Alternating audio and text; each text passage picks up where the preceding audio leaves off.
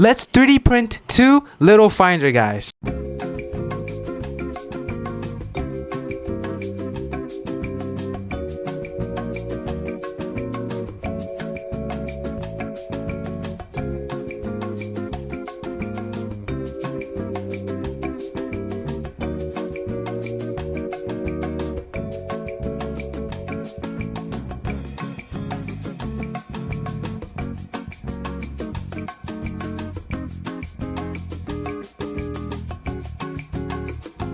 So what does he do for a living?